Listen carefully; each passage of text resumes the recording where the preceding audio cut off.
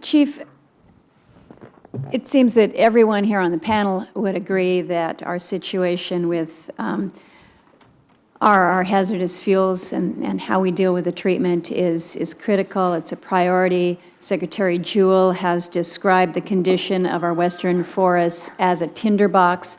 I think that you have pretty much told this committee the same thing.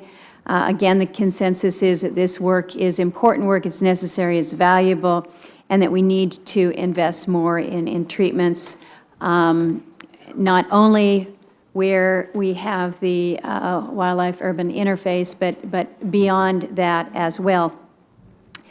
And yet, when we look at the budget, it looks like we're going a different direction. The budget cuts to hazardous fuel programs at both agencies at 50% cut at Interior, 30% cut at Forest Service, and this is a significant departure then from what appears to be the consensus and the direction that we're taking.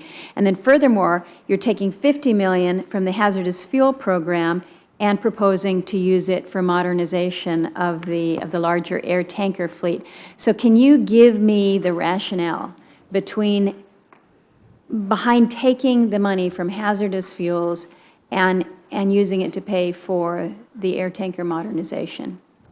Well, Senator, it comes down to just the simple reality of having to address the suppression needs with the new aircraft, and at the same time, just between FY12 and our request in 14 to meet the 10-year average for the Forest Service, we had to put another $138 million into suppression to meet the 10-year average. And so when you look at what you've already brought out, that over 41% of our budget is currently in fire, it gets to a point where you just have to stop putting so much into the fire program. And so, one place was to look at reducing, fuels, for FY14 with a focus on doing the highest priority work in the wildland-urban interface, and then using our restoration efforts to be able to accomplish that hazardous fuels reduction outside of the WUI.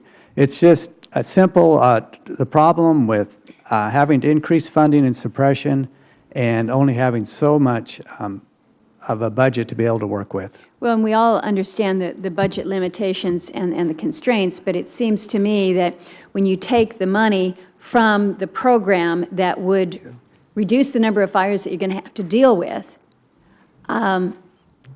it seems to me when we're moving money from one pot to another, taking it from hazardous fuels, I think is pretty risky.